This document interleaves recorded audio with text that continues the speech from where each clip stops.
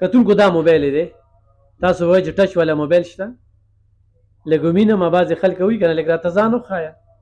دا هغه دغه خبرې وي د دی موبایل دی په دې ورته کال وکړي امداد ورسره وکړي او په دې به ځان لیزي پیسه ولګي اوس ښه یو دوکان ته به ورشي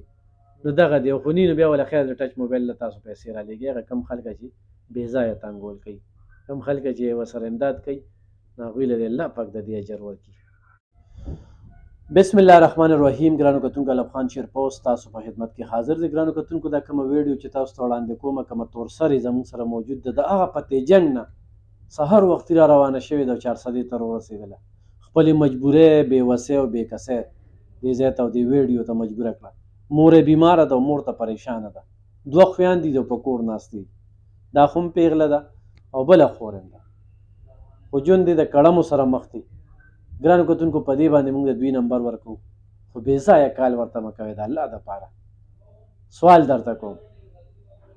جولۍ درته غواړم تاسو ورته دومره بې ځایه کالونه وکړئ چې هغوی خپل نمبر بلاک کړي نو چې کوم اصل خلک وي او امداد کول غواړي نو هغوی بیا موږ سره رابطه وکړي نو زه خو ورته یم یار وره نمبر یې په هغه ویډیو کې شته دی نو هغه نمبر یې بیا بند دي خو موږ له څوک رالیږي نو زموږ ورسره بیا رابطه نه کېږي دویم نمبر ته موږ اخیستی نه وي نو دویم نمبر یې دا غریبانان خلک یو موبایل یې ځان له څه په خوارو را پیدا کړي وي بس کال کوئ مقصدي امداد ورسره کوئ ډېره ښه ده نه کوئ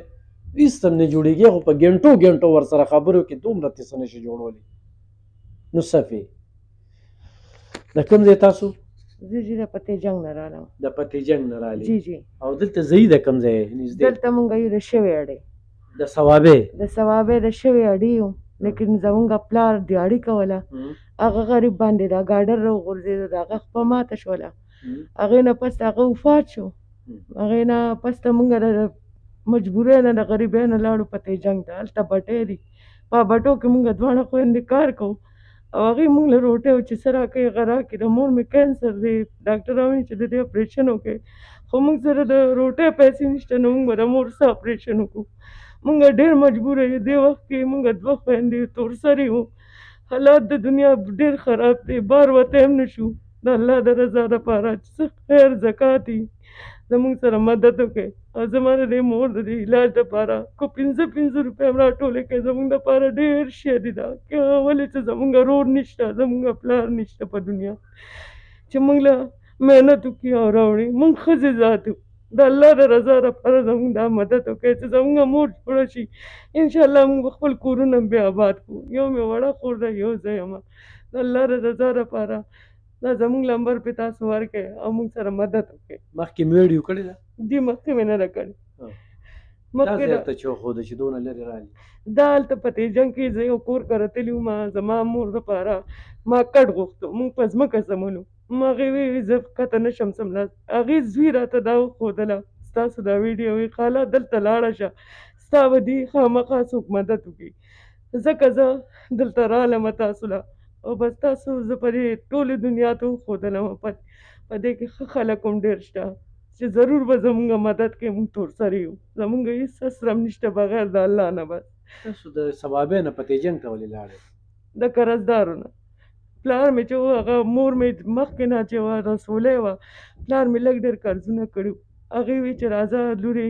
هلته به لاړ شو خپل محنت پکو دا قرضونه به خلاص کړو هغه وفات شو مړ شو پاتې نه شو په دنیا بس دا یو مور مې ده ورونه ورور مې نشته جي خپل خپلوان ټول دي ولې نشته جي خو هغې وایي تاسو قرضدار یې وایي مونږ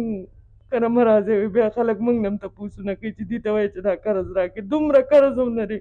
خو چې د چا سړي نه وي نو د هغې دپاره ډېر وي خو 10,000 قرض وي نو ښځو دپاره ډېر شی دی بس زه هېڅ هم نه شم ویلی نو دې کې خو به تا ته هر رنګه خلکه کالونه کوي نو نمبر پې زه ستاسو ورکوم خیر دی چې کوم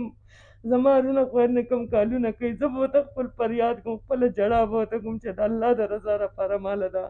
مدد راولېږئ ښه پراډیان به هم درته کال کوي چې امداد دې روتېرې اعلان دې روتېرې انعام دې روتېرې دې نه به ځان ساتې ښه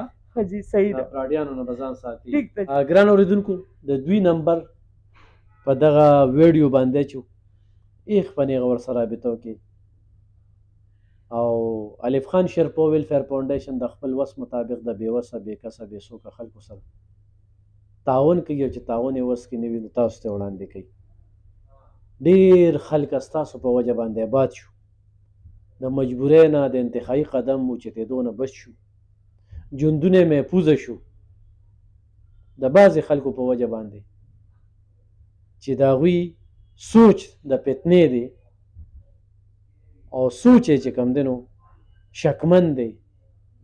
او ورڅه ته د شک په نظر ګوري. خو د خپل رب نه مې دغه سوال دی چې خدایه دغه شانتې مجبوره که چې دا څوک دې تورسرو ته په بد نظر ګوري او د دوی د بېعزتۍ کوشش کوي. نو د هدایت دعا ورته د سره نه کوم ځکه چې دا دوی کې مسلماني د سره شته دی نه. خدای دې دغه شانتې کی محتاجه دي کی او نور د عزتدار خلک دي دا نشم ویلی چې خدای دغه شانتې ذلیله کی.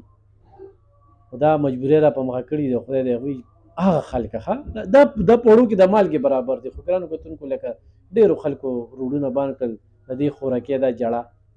دا اوښکې دا دومره مزل دا دومره راتګ نو دې ته بعضې خلک ډېر په غلط نظر ګوري. هغه ښه خلکه ضرور یې ملاتړ جوړ شي.